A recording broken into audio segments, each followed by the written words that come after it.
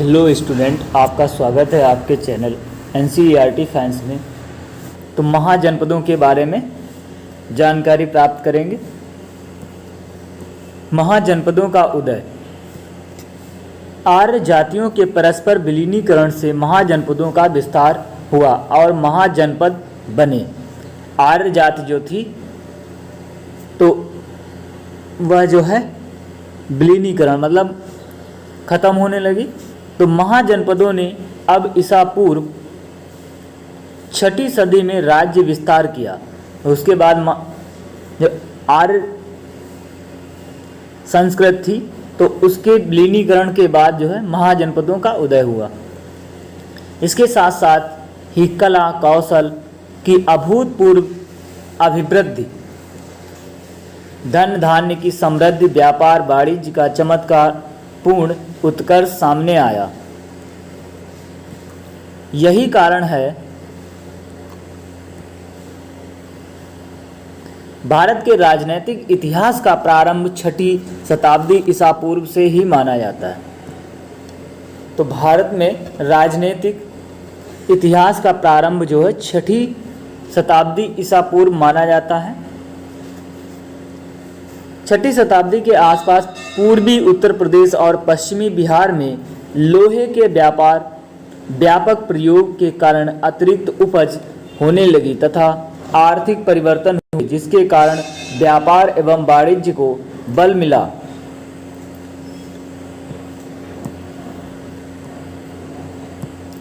लोहे के हथियारों के प्रयोग से क्षत्रिय वर्ग की शक्ति में अपार वृद्धि हुई। इन परिवर्तनों के कारण ऋग्वैदिक कबीलाई जनजीवन में दरार पड़ने लगी और क्षेत्रीय भावना के जागृत होने से नगरों का निर्माण होने लगा। परिणामतः उत्तर वैदिक काल के जनपद महाजनपद में परिवर्तित हो गए। तो उस समय जो जनपद थे वो महाजनपदों में परिवर्तित हो गए। महाजनपदों की जो संख्या है वो कुल संख्या 16 थी, जिसका उल्लेख बौद्ध ग्रंथ कहाँ से इनका मिलता है? आगुंतर निकाय, बौद्ध ग्रंथ आगुंतर निकाय, महावस्तु एवं जैन ग्रंथ भगवती सूत्र में मिलता है। महावस्तु एवं जैन ग्रंथ भगवती सूत्र में मिलता है।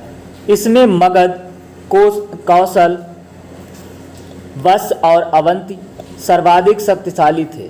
तो इसमें पूछा यहाँ से प्रश्न बन सकता है, महाजनपदों का उल्लेख किस में मिलता है? तो बौद्ध ग्रंथ आगुंतर निकाय में मिलता है। महावस्तु एवं जैन ग्रंथ भगवती सूत्र। तो इसमें पूछा जा सकता है कि उस समय सबसे समृद्ध महाजनपद कौन से थे? मगध, कौशल, वश और अवंती सर्वाधिक शक्तिशाली थे। 16 महाजनपदों में अस्मक ही एक ऐसा जनपद था। अस्मक जो है जनपद था जो दक्षिण भारत में गोदावरी नदी के किनारे स्थित था। तो यहाँ से प्रश्न बन सकता है, दक्षिण भारत का एकमात्र महाजनपद कौन सा है? तो अस्मक जो है दक्षिण भारत का एकमात्र महाजनपद था। इन 16 जनपदों में वज्र एवं मल्ल में गणतंत्रात्मक व्यवस्था थी। अब यहाँ से भी एक और प्रश्न बन सकता है, किसमें गणतंत्रात्मक व्यवस्था थी? तो वज्र एवं मल्ल गणतंत्रात्मक व्यवस्था थी, जबकि शेष में राजतंत्रात्मक थी। महापरिनिर्वाण सूत्र में 6 महानगरों की सूचना मिलती है। अब 6 कहाँ से मिलती है? महापरिनिर्वाण सूत्र महानगरों की सूचना मिलती है। तो यह कौन कौन से थे? चंपा, राजगृह, श्रावस्ती, काशी, कौशाम्बी तथा साकेत। साकेत जो है अयोध्या के क्षेत्र, अयोध्या।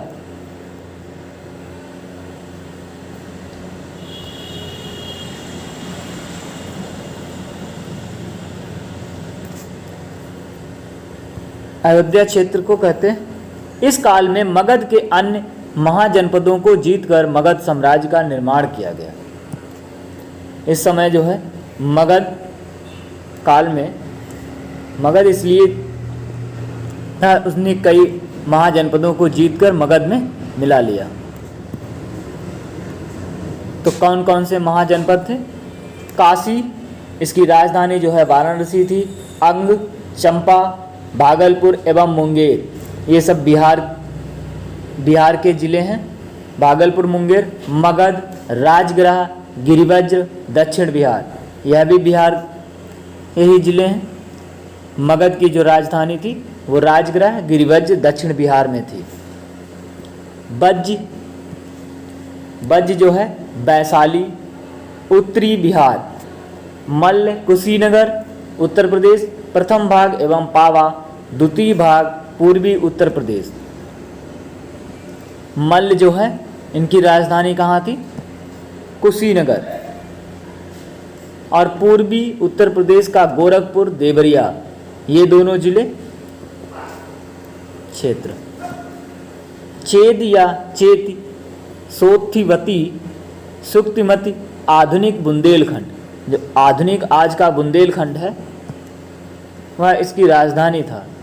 वत्स जो है कौशाम्बी, इलाहाबाद एवं बांदा, कौशाम्बी, इलाहाबाद और बांदा की राजधानी थी।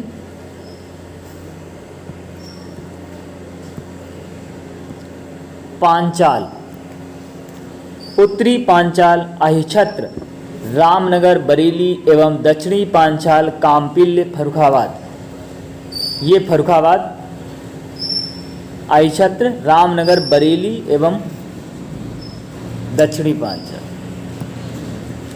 तो पांचाल जो है दो भागों में था, उत्तरी और दक्षिणी। वत्स विराटनगर, अलवर, भरतपुर, राजस्थान। वत्स जो है विराटनगर, अलवर, भरत, राजस्थान, ये सब तीनों जो जिले हैं वो राजस्थान के थे। तो वहाँ की राजधानी जो है विराटनगर थी। सूरसेन की राजधानी जो है मथुरा थी। तो आधुनिक नाम जो है ब्रजमंडल। सूरसेन की राजधानी मथुरा, आधुनिक नाम ब्रजमंडल। अस्मक, पोतना या पोटली,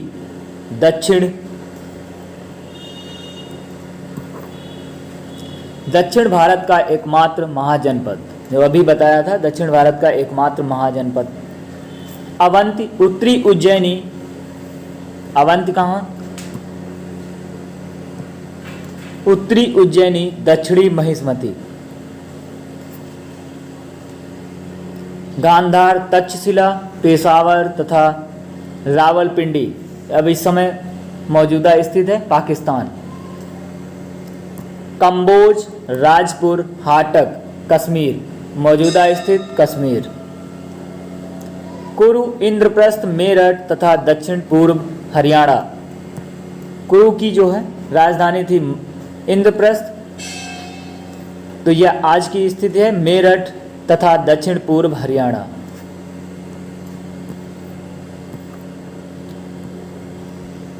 वैशाली का लिच्छवी गणराज्य विश्व का प्रथम गणतंत्र माना जाता है। तो यहाँ से प्रश्न बन सकता है, कौन से महाजनपद को विश्व का एकमात्र गणतंत्र माना जाता है? तो वैशाली को जो है विश्व का एकमात्र महाजनपद माना जाता है, जो बज्ज संघ की राजधानी थी। वैशाली कहाँ की? बज्ज की राजधानी थी। इसका गठन 500 ईसा पूर्व में हुआ था। 4 शक्तिशाली महाजनपद थे। इनमें कौन कौन से? मगध, कौशल, वत्स तथा अवंती, 4 शक्तिशाली महाजनपद थे। तो ये वेरी इंपॉर्टेंट है नोट। नालंदा विश्वविद्यालय विश्व के प्राचीनतम विश्वविद्यालयों में से एक था। इसकी स्थापना गुप्त वंश के शासक कुमार गुप्त प्रथम ने की। विश्व का प्राचीन वैभवशाली महानगर पाटलिपुत्र, विश्व का सबसे वैभवशाली महानगर जो है पाटलिपुत्र था। 221 ईसा पूर्व अगुंतर निकाय में जिन 16 महाजनपदों का उल्लेख हुआ है उनका संक्षिप्त विवरण निम्न प्रकार है।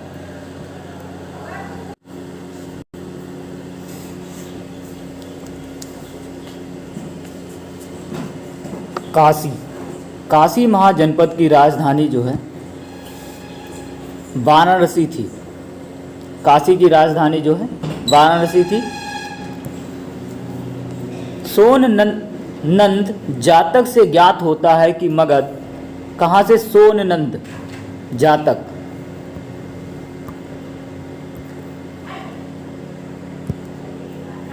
तथा अंग के ऊपर काशी का अधिकार था। काशी का सबसे शक्तिशाली राजा ब्रह्मदत्त था। यहाँ से प्रश्न बन सकता है कि काशी का सबसे शक्तिशाली राजा कौन था? ब्रह्मदत्त। तथा जिसने कौशल के ऊपर विजय प्राप्त की। कौशल के ऊपर विजय प्राप्त की।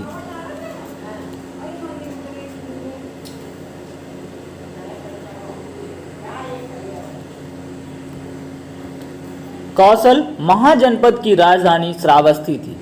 तो कौशल महाजनपद की राजधानी जो है श्रावस्ती थी। रामायण कालीन कौशल राज्य की राजधानी अयोध्या थी। रामायण कालीन कौशल राज्य की राजधानी जो है अयोध्या थी।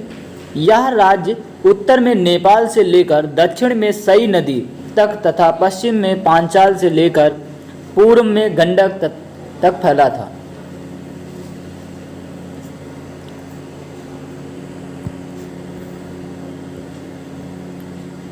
अंग राज्य की राजधानी चंपा थी। अंग की राजधानी जो है चंपा थी। बुद्ध के समय तथा चंपा की गणना भारत के 6 महानगरों में की जाती थी। महापरिनिर्वाण सूत्र में चंपा के अतिरिक्त अन्य 5 महानगरों के नाम राजगृह, श्रावस्ती, साकेत, कौशाम्बी तथा बनारस दिए गए हैं।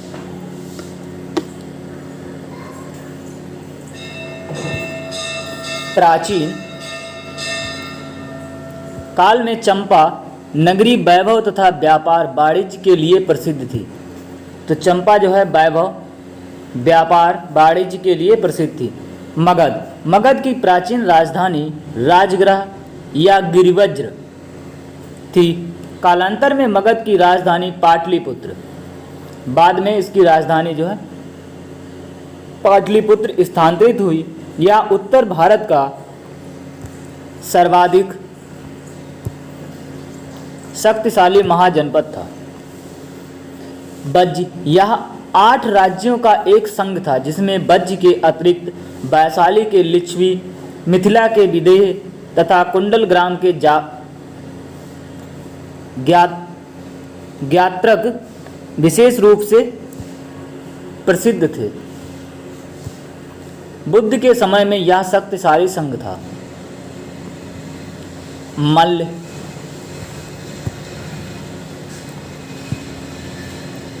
बज्ज संघ के समान यह भी एक संघ था, जिसमें पावा तथा कुशीनारा के मल्लों की शाखाएं सम्मिलित थीं।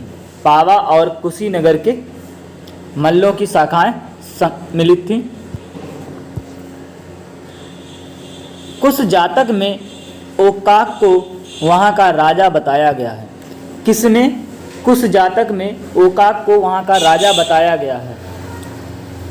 चेद या चेत, इसकी राजधानी सुक्तिमत या सोत्थिवती थी। महाभारत काल में यहाँ का प्रसिद्ध शासक शिशुपाल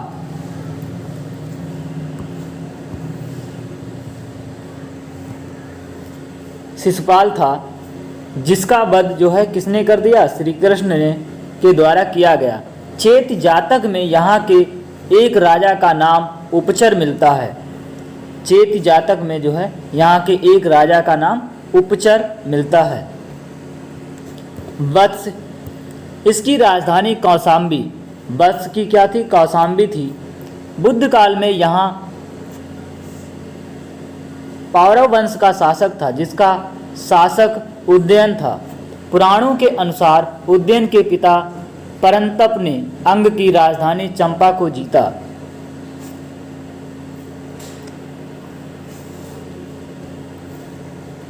उदयन के पिता परंतप, कौन थे? परंतप ने अंग की राजधानी चंपा को जीता था। कुरु, इसकी राजधानी इंद्रप्रस्थ थी। बुद्ध के समय यहाँ का राजा कौरव्य, इंद्रप्रस्थ का कौरव्य था। पांचाल, प्रारंभ में इसके दो भाग थे। उत्तरी पांचाल जिसकी राजधानी अहिछत्र तथा दक्षिणी पांचाल जिसकी राजधानी काम्पिल्य थी, आज का फर्रुखाबाद, काम्पिल्य। मत्स्य या मच्छ, यहाँ की राजधानी विराटनगर थी, जिसकी स्थापना विराट नामक राजा ने की थी। बुद्ध काल में इस राज्य का कोई राजनैतिक महत्व नहीं था। सूरसेन, इसकी राजधानी मथुरा थी। मथुरा, प्राचीन यूनानी लेखक इस राज्य को सूरसेनोई तथा इसकी राजधानी को मेथोरा कहते थे। प्राचीन यूनानी लेखक जो है सूरसेन को सूरसेनोई तथा इसकी राजधानी को मेथोरा कहते थे। बुद्ध काल में यहाँ का राजा अवंतिपुत्र था, जो बुद्ध के प्रमुख शिष्यों में से एक था। कौन था? अवंतिपुत्र। अस्मक यह दक्षिण भारत का एकमात्र महाजनपद था, जिसकी राजधानी पोतन या पोटली थी। पुराणों में पता चलता है कि अस्मक के राजतंत्र की स्थापना इक्ष्वाकु वंशी शासकों ने की। अस्मक के राजतंत्र की स्थापना जो है इक्ष्वाकुवंशी शासकों ने की। अवंती, उत्तरी अवंत की राजधानी उज्जैनी, दक्षिणी अवंत की राजधानी जो है महिष्मती थी। राजनैतिक तथा आर्थिक दोनों ही दृष्टियों से उज्जैनी प्राचीन भारत का एक अत्यंत महत्वपूर्ण नगर था। यहाँ लोहे की खानें तथा लुहार इस्पात के उत्कर्ष अस्त्र शस्त्र निर्मित करते थे। इस कारण यह राज्य सैनिक दृष्टि से अत्यंत सबल था। सैनिक दृष्टि से अत्यंत सबल मतलब अत्यंत प्रमुख था। गांधार, इसकी राजधानी तक्षशिला थी। तक्षशिला प्रमुख व्यापारिक नगर होने के साथ साथ शिक्षा का भी प्रमुख केंद्र था। तक्षशिला व्यापारिक नगर होने के साथ साथ जो है राजधानी गांधार की तक्षशिला थी, यह शिक्षा का प्रमुख केंद्र था। कंबोज, इसकी राजधानी राजपुर अथवा हाटक थी। यह गांधार का पड़ोसी राज्य था। प्राचीन समय में कंबोज जनपद अपने श्रेष्ठ घोड़ों के लिए विख्यात था। बुद्ध के समय गणतंत्र। बुद्ध काल में 16 जनपदों के अलावा गंगा घाटी में कई गणतंत्रों के अस्तित्व के प्रमाण मिलते हैं। बुद्ध के समय 16 जनपदों के अलावा गंगा घाटी में कई गणतंत्रों के अस्तित्व के प्रमाण मिलते हैं। बुद्ध के समय में 10 गणतंत्र थे, जो इस प्रकार हैं। कपिलवस्तु के शाक्य, सुमसुमारा के भग्ग, कुछ अन्य स्रोतों में इसका नाम सुसुभारगिरी एवं सुमसुमगिरी भी मिलता है। अलकप्प के बुली, केशपुत के कलाम, बुद्ध के गुरु अलार कलाम इसी के संबंध थे। रामग्रह के कोल, कुशीनारा के मल्ल, पावा के मल्ल, ये सब स्वतंत्र है। पिपलीवन के मोरी, वैशाली के लिच्छवी सर्वाधिक शक्तिशाली गणराज्य थे। मिथिला के विदेह कपिलवस्तु के शाक्य। इसकी राजधानी कपिलवस्तु थी। इसे शाक्य वंशी सुकीर्ति से प्रतिस्थापित करवाया था। कपिलवस्तु के अतिरिक्त इस गणराज्य में अन्य अनेक नगर थे। चातुमा, सामगाम, खोमदुस्त, शिलावती, नगरक आदि के लोग अपनी जात के बाहर अपनी कन्याओं का विवाह देवदाह नहीं करते थे। गौतम बुद्ध का जन्म इसी गणराज्य में हुआ था।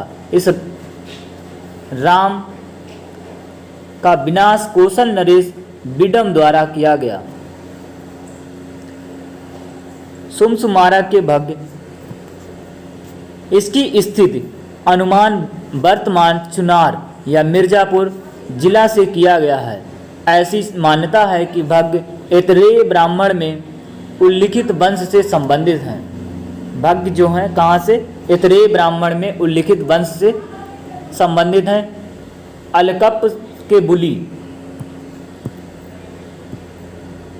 इसकी राजधानी बेतिया या बेठद्वीप, बेतिया या बेठद्वीप। बुली लोग बौद्ध धर्म के अनुयायी थे। आधुनिक स्थानों की दृष्टि से यह राज्य बिहार प्रांत के शाहाबाद, आरा और मुजफ्फरपुर जिलों के बीच स्थित था। केशपुत्र के कलाम। वैदिक साहित्य से पता चलता है कि कलामों का संबंध पांचाल जनपद के केसियों के साथ था।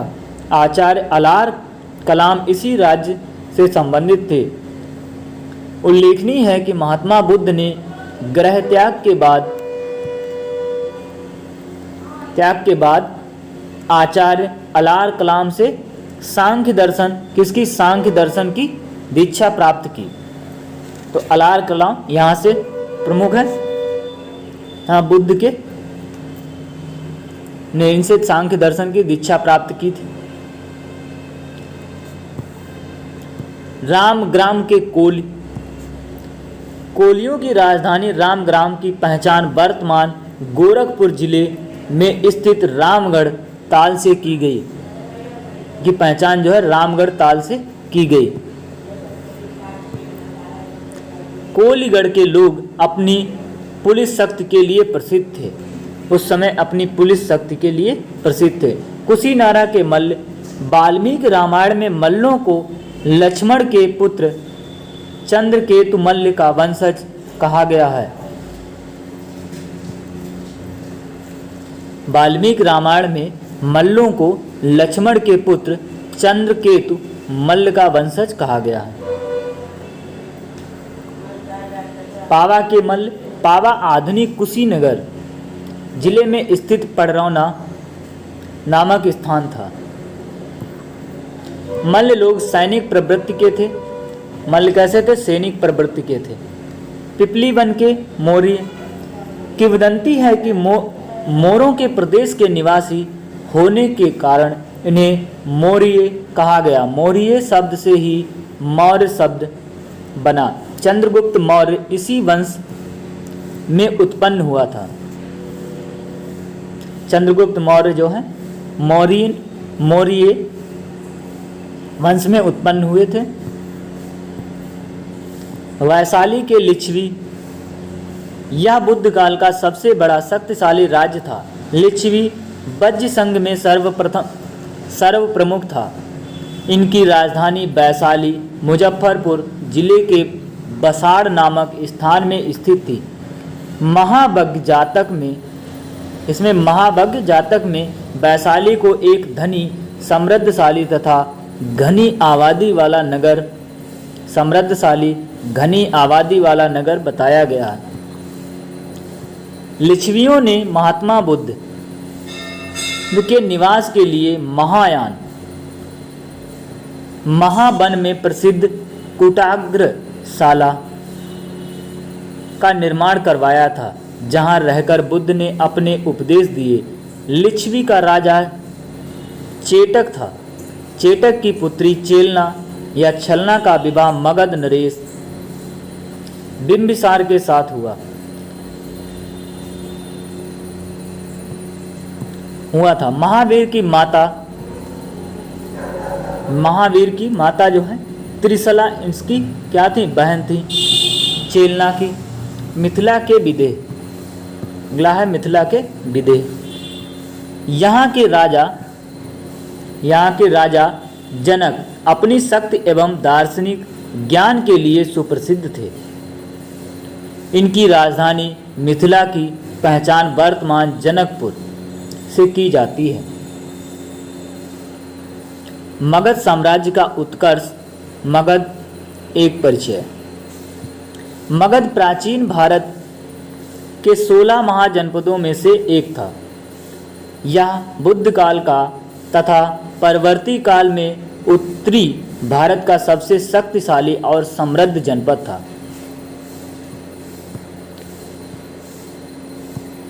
इसकी स्थिति जो है कहाँ है, मूलतः दक्षिण बिहार के क्षेत्र में थी। इसके अंतर्गत आधुनिक पटना एवं गया जिला शामिल थे। इसकी राजधानी कहाँ थी, गिरिवज्र थी। बाद में राजगृह बनी जो 5 पहाड़ियों से घिरी थी। तो राजगृह जब बनी तो ये 5 पहाड़ियों से घिरी हुई थी। भगवान बुद्ध के पूर्व बृहद्रथ तथा जरासंध यहाँ के प्रतिष्ठित राजा थे। भगवान बुद्ध के पूर्व पहले जरासंध और बृहद्रथ यहाँ के प्रसिद्ध राजा थे। इसकी भौगोलिक स्थिति कैसी थी, मगध की सीमा उत्तर में गंगा से दक्षिण में विंध्य पर्वत तक, चंपा से पश्चिम में सोन नदी तक विस्तृत थी।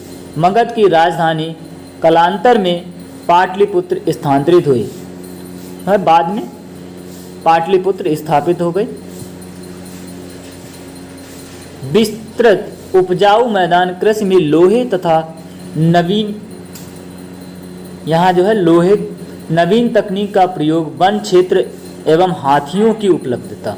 यहाँ जो हाथियों की उपलब्धता थी मगध में। खनिज संसाधनों की उपलब्धता, व्यापार की अनुकूल दशा तथा प्राकृतिक सुरक्षा ने मगध के उत्कर्ष में महत्वपूर्ण योगदान दिया। मगध राज्य ने तत्कालीन शक्तिशाली राज्य, उस समय जो शक्तिशाली राज्य था कोसल, वत्स व अवंती को मिला लिया। इस प्रकार मगध का विस्तार अखंड भारत के रूप में हो गया। मगध साम्राज्य के इतिहास से भारत के इतिहास का एक नया युग शुरू होता है, जिसे मगध के उत्कर्ष के नाम से जाना जाता है। मगध राज्य के प्रमुख वंश तो कौन कौन से, हर्यक वंश जो है 544 ईसा पूर्व से 412 ईसा पूर्व, 544 ईसा पूर्व से 412 ईसा पूर्व। इसके संस्थापक कौन थे, बिंबिसार। राजधानी राजगृह या गिरिवज्र पाटलिपुत्र। प्रमुख शासक बिंबिसार 544 ईसा पूर्व से 492 ईसा पूर्व। बिंबिसार इस वंश का प्रथम शक्तिशाली शासक था, उसे मगध साम्राज्य की सत्ता का वास्तविक संस्थापक भी माना जाता है।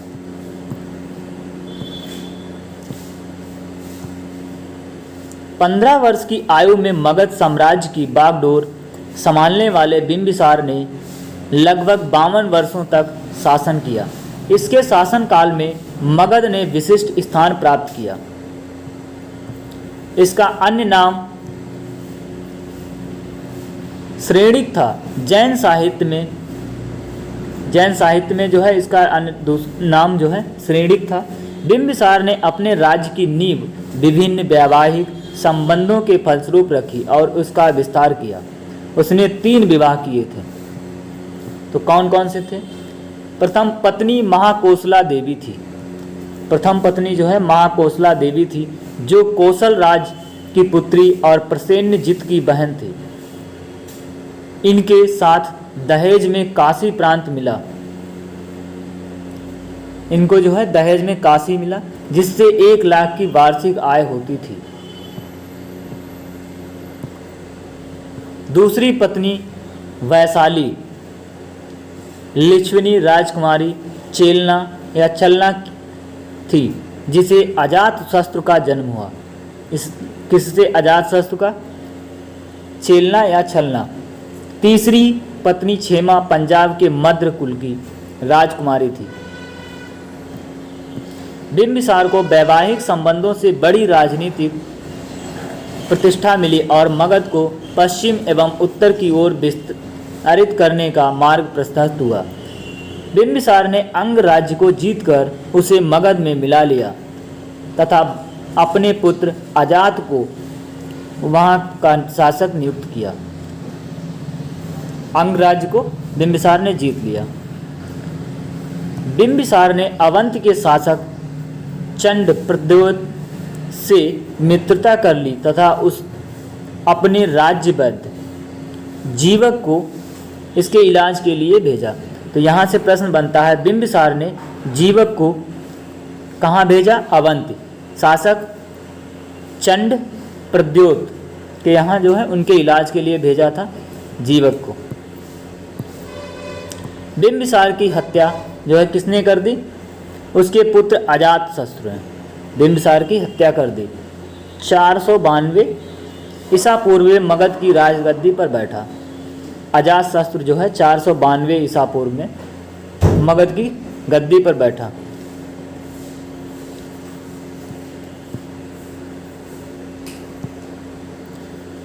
अजातशत्रु का कौशल नरेश प्रसेनजित से युद्ध हुआ। प्रसेनजित की पराजय हुई। अजातशत्रु का जो है कौशल के नरेश प्रसेनजित से युद्ध हुआ। प्रसेनजित की पराजय हुई, परंतु बाद में दोनों में समझौता हो गया। प्रसेनजित ने अपनी पुत्री वाजिरा का विवाह अजातशत्रु से किया। अजातशत्रु का उपनाम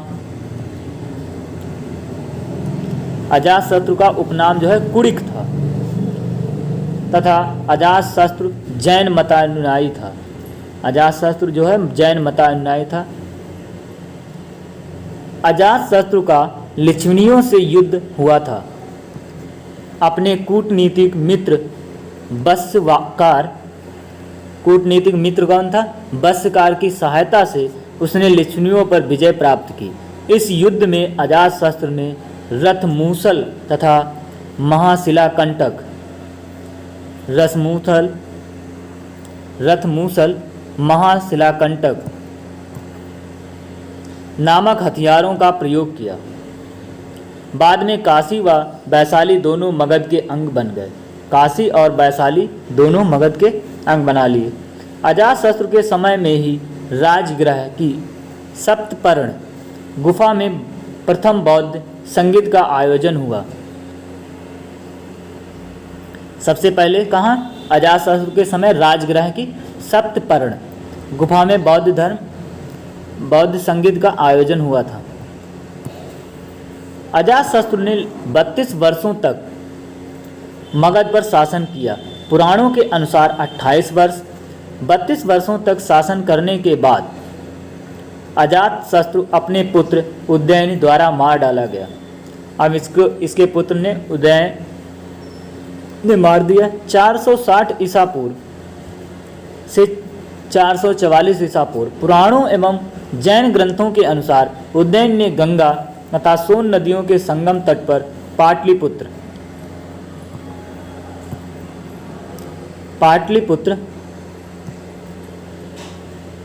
कुसुमपुरा नामक नगर की स्थापना की तथा उसे अपनी राजधानी बनाया। वह जैन मतानुयायी था। हर्यक वंश का अंतिम राजा उदयन का पुत्र नागदशक था। उसको उसके आमात्य शिशुनाग ने पदच्युत कर मगध की गद्दी पर अधिकार कर लिया। किसने? नागदशक। हर्यक वंश का कौन? नागदशक। मगध की गद्दी पर अधिकार कर लिया और शिशुनाग वंश की स्थापना की। किसने? नागदशक ने शिशुनाग वंश की स्थापना की।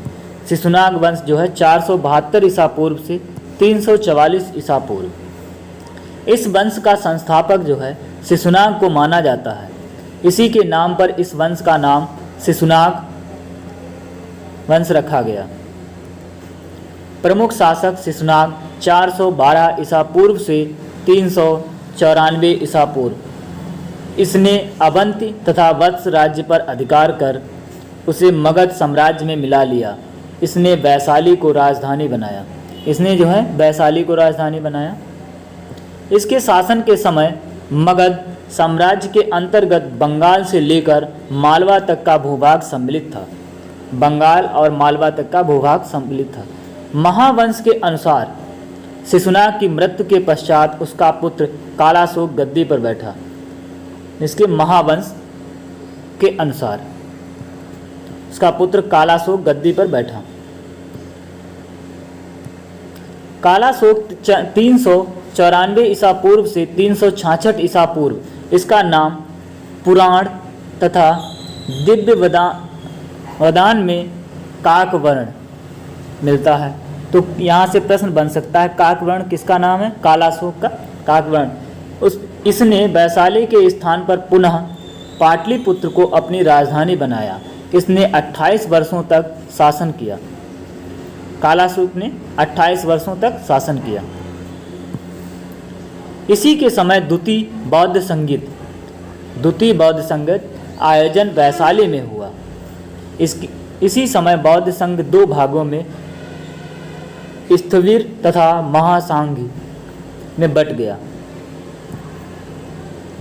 बाणभट्ट रचित हर्षचरित के अनुसार काकवर्ण को राजधानी पाटलिपुत्र में घूमते समय महापद्मनंद नामक व्यक्ति ने चाकू मारकर हत्या कर दी। तो इनकी हत्या जो किसने कर दी?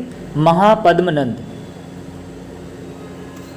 मारकर हत्या कर दी। महाबोधि वंश के अनुसार कालाशोक के 10 पुत्र थे, जिन्होंने कालाशोक की मृत्यु 366 ईसा पूर्व के बाद मगध पर 22 वर्षों तक लगभग 344 ईसा पूर्व शासन किया। इसके बाद में आता है नंद वंश। 344 ईसा पूर्व से 323 ईसा पूर्व संस्थापक महापद्मानंद। तो इसके संस्थापक जो है महापद्मानंद पुराणों के अनुसार इस वंश का संस्थापक महापद्मानंद एक शूद्र था। इसमें महापद्मानंद को सर्व छत्रांतक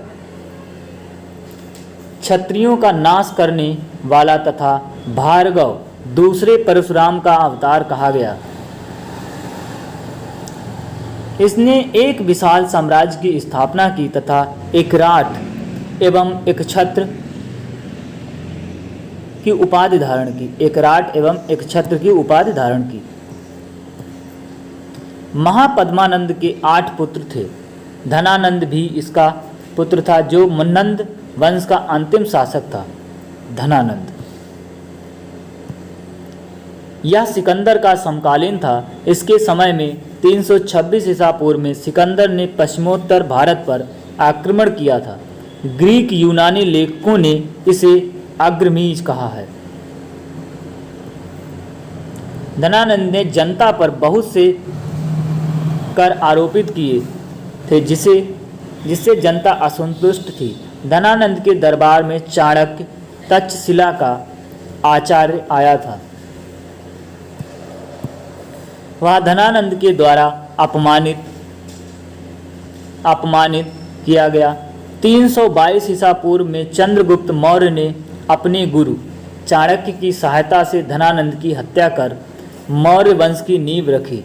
इसे मौर्यों के शासन में मगध साम्राज्य चरमोत्कर्ष पर पहुंच गया। सबसे ज़्यादा मौर्यों के शासन में जो है मगध सबसे चरमोत्कर्ष पर था। मगध के उत्कर्ष के लिए उत्तरदायी कारक कौन से थे? सुविधाजनक भौगोलिक स्थिति, जिससे निम्न गंगा के मैदानों पर नियंत्रण संभव हो सका। तांबे और लोहे की खानों से निकटता, जो बेहतर उपकरण और हथियार के लिए आवश्यक थे। जलोढ़ मिट्टी का जमाव, जो कृषि के लिए मजबूत आधार प्रदान करता था। मगध की दोनों राजधानियां राजगृह और पाटलिपुत्र सामरिक दृष्टि से महत्वपूर्ण थीं। राजगृह पहाड़ियों से घिरी थी, शत्रुओं से पूरी तरह सुरक्षित थी। पाटलिपुत्र गंगा, सोन और गंडक नदी के संगम पर स्थित थी, अतः यह जल दुर्ग से सुरक्षित थी।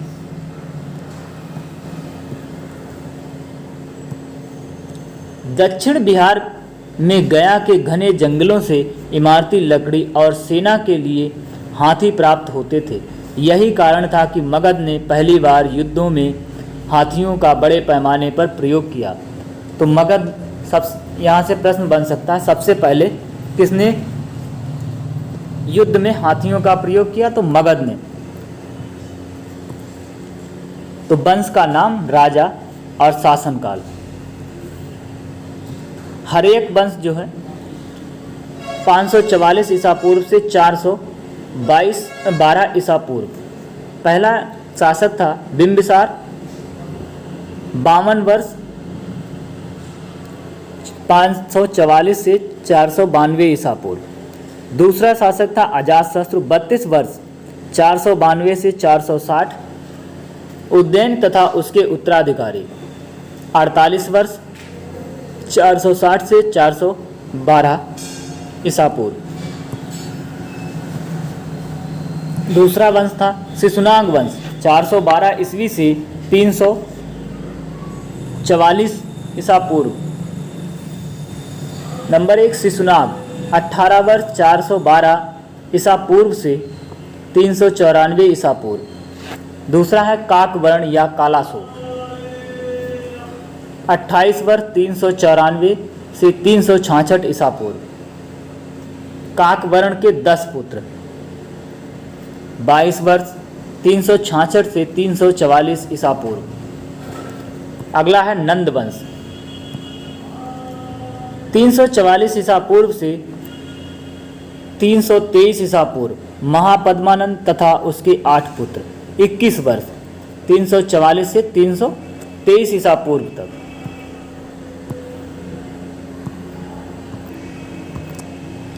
तो आज के लिए इतना है, मिलते हैं नेक्स्ट वीडियो में। वीडियो अगर अच्छा लगा हो तो वीडियो को लाइक, शेयर और हमारे चैनल NCERT फैंस को अगर आपने अभी तक सब्सक्राइब ना किया हो तो सब्सक्राइब कर लें।